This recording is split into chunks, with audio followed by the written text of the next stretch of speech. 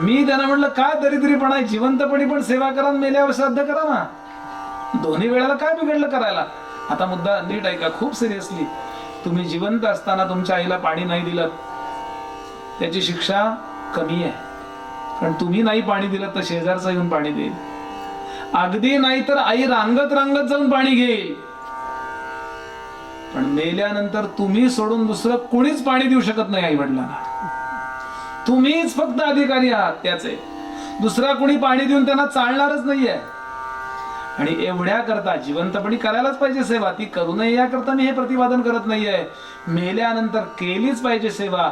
आणि आपला जो एक दिवस आहे ना, दिवसात आपल्याला एकदा तरी जेवायला पाहिजे ना, तसं 1 वर्ष म्हणजे पितरांचा 1 दिवस आहे. 1 वर्ष पूर्ण 362 दिवस म्हणजे पितरांचा 1 दिवस आहे.